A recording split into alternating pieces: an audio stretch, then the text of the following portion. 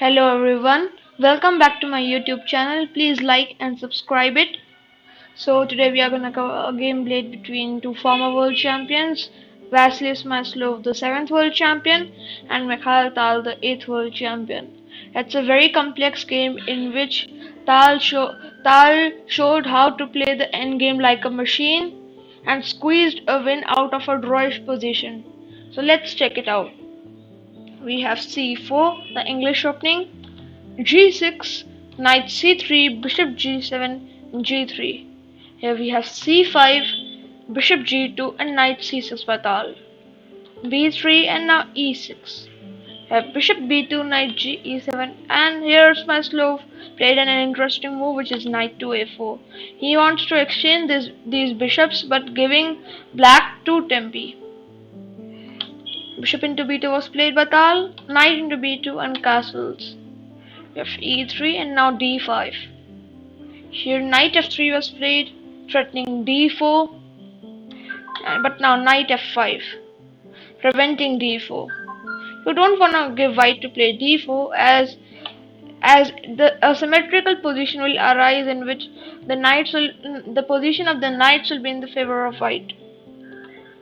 Here, after knight f5 castles, we have b6 and now knight to a4 back, so that the knight can come back to c3. Here we have bishop to b7 and now c into d5. And after e into d5, you could try something like d4, but it's useless, as after c into d4 you have to play g4. But if you try e into d4, then simply queen f6 and the d4 pawn is too weak. And let's cover the variation of g4. And if g4, then knight h4 simply. You will have to take knight into d4, then knight into d4, queen into d4, knight into g2, king into g2 and rook e8. Now black is threatening rook e4, and in this position you have to play knight c3 to prevent it, and then but rook c8 is coming. And there is a serious threat of rook into c3, followed by queen into c3, d4 check. The bishop will give the check and black will take the queen. So d4 is not a good move. Vasily chose the right move, which is g3. Here we have queen f6 and now queen d2. Rook a d8 was played, centralizing one of the rooks.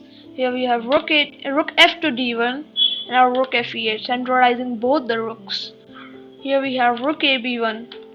Rook a c1 was a better move, but Vasily chose rook a b1. Here we have knight d6 by Tal, preparing knight e4, followed by d into e4, d into e4, and the rook will be attacking the queen and the pawn will be attacking the knight. So knight c3, if you try something like knight c3 to prevent, of course he can't play knight e4 because of d into e4, d into e4 and knight d5. You are attacking his queen as well. So, but here black has an interesting option, which is knight b4, and you can't really kick away the knight after a3 because of d4, and you have serious problems. For example, if you take something like a into b4, then simply d into c3, queen e2, and after bishop into f3, simply c2. After queen into c2, queen into f3, black is clearly winning. So black will have a lot of chances after a3 and d4. So knight e1 was played by Vasily in the game, and now d4 by Tal. Here we have e4 and now queen to e7. Here Tal is threatening f5. Vasily should have played f4, but that was not played in the game. For example, if black tries f5 here, then simply e5. And white has a very comfortable position and a central passed pawn. But Vasily played knight c2 and gave Tal the chance to play f5. Now after e into f5, Tal did not take with the knight, but instead played knight e5. Here he is opening the diagonal for his bishop and creating many dangerous threats. Yeah, f4 was played. Now knight f3 check, bishop into f3, bishop into f3. Now rook e1, attacking the queen. But now Tal played a spectacular sacrifice, and that was queen to e2. Here he gives up his queen, rook into e2 was played, and now rook into e2. In this position, both of the players were short in time, and here Vasily didn't have time to calculate all the variations. Tal mentioned that if he played queen c1, he had in mind rook g2 check, king f1, and rook into h2, threatening rook h1 check. So knight e1 was forced, and now bishop d5. And after rook b2 threatening to exchange the rooks, then rook h1 check, king f2, and rook e8. And black is very comfortable here. White's pieces are not doing great.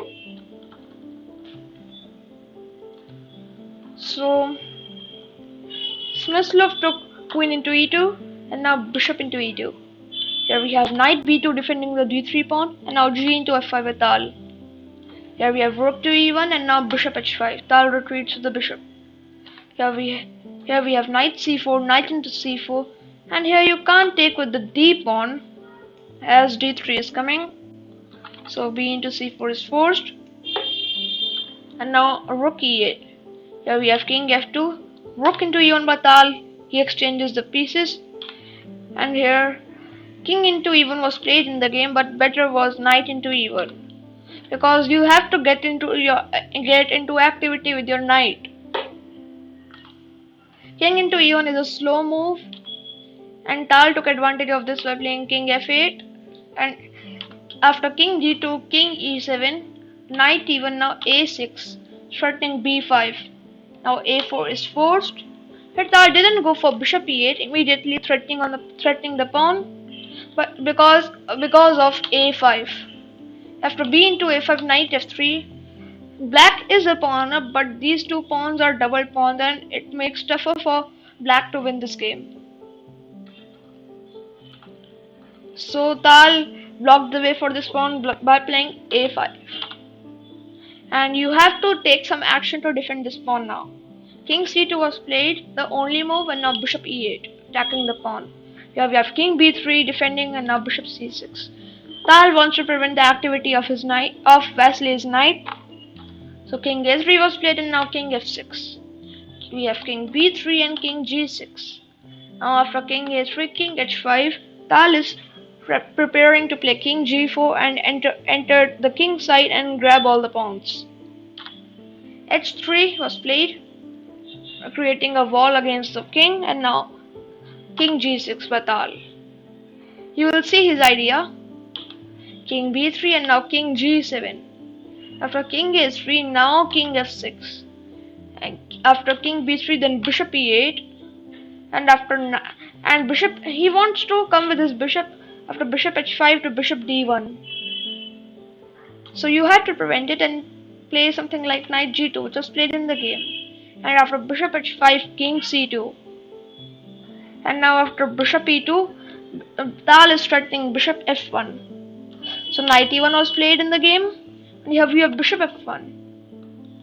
You can't play something like h4 because of bishop e2, and once the bishop maneuvers back to c6, then the king will start marching in and take all the pawns. So knight f3 was played, a counter move. After bishop into h3, knight g5 was played. And after bishop g2, defending the bishop, knight into h7 check, king g7 and knight g5 back. Here we have king g6 and now king d2. We have bishop c6 by Tal and now king c1. Here you could play bishop into a4, but Tal didn't want his opponent to take away the e5 square with knight f3. And once the knight gets to e5, the king can't enter. So Tal played bishop g2, repeating as he is short on time. With king d2 and now king h5. We have knight e6 was played in the game, but there is a variation with king e2, then you get king g4, and after king f2, then simply bishop c6, knight f7 and bishop into a4, and knight h6 check, then king h5, and something like knight into f5, then bishop d7 simply. If you try something like knight d6, then a4 and knight e4 a3, and after knight d2, finally not a2 but bishop a4, taking away the b3 square from the white knight. So knight f7 was played, and now king g4, knight h6 check, and now king into g3. Knight into f5 check, king into f4, knight e7. Threatening, creating some threats like knight c8, but king e5 simply. Tal ignores it. We have king c2, now king e6. Now if you try something like knight c8, then simply bishop c6. And after knight into b6, king d6, black is threatening to play king c7 and trap your knight. For example, if you try something like king to b3, then simply king c7, knight d5 check, bishop into d5, c into d5. You can't play king d6 because of king c4 and zugzwang. White will take your pawn as you have to move with your king. So you have to play here king d7, and after king c4, king d6, and now he is in zugzwang. He has to move the king and give away his pawn. So this was Tal's idea. And if you play knight g6, then bishop c6, king b3, king f6, knight f4, and king f5. The king is coming in. So this was not played in the game. Instead, knight e6 was played, and after king g4, knight c7, threatening knight d5, because at that time if you capture with the bishop and pawn captures, the king is too far away to stop the pawn. Here we have bishop c6, Tal goes back with his bishop. Now we have knight d5 and king into g3, and now not grabbing the b6 pawn, but instead knight e7, attacking the f5 pawn. If you try to grab the b6 pawn and be greedy, then king into f4, and black is totally winning. So king into g3, knight e7, and now bishop d7. Here we have knight d5 and now bishop into a4, and after knight into b6, Tal could have won easily after bishop c6, and after knight d5 he could simply play king f3, knight e7, bishop d7, knight d5, and a4. The pawn marches forward. But Tal didn't go for this, and instead he played bishop to e8. And after knight d5 he played king f3, knight c7, and bishop c6. And after knight e6 he played a4. Knight into c5 was played. Now a3. Now you could try something like knight e6, but after a2, knight into d4 check, king into f4, knight c2, bishop a4, knight a1, king g3. Tal will push his pawn and promote to victory. So knight b3 was played, and now a2, king c1, and now king into f4, and after king b2, king e3. Tal is attacking the d3 pawn. After knight a5 he simply played bishop e8, and after c5 he started pushing his own passer f4. We have c6, and after bishop into c6, knight into c6, f3, knight e5 was played. And here after f2, it was in this position that Vasily Smyslov, the 7th world champion, resigned the game, as Tal wants to promote his pawn to a queen. You have to give up the knight for this pawn, but then you will end up losing, as the king will capture this pawn and then promote this pawn to queen. So yeah, nice endgame technique by Mikhail Tal. His way of maneuvering the bishop was incredible. First he created weaknesses by provoking his opponent to play h3, and then he went back with his king and brought the bishop in. His endgame technique was commendable. So yeah, a nice game by him. Yeah, he showed that his endgame is no less than his middle game. That's it for today. Goodbye guys.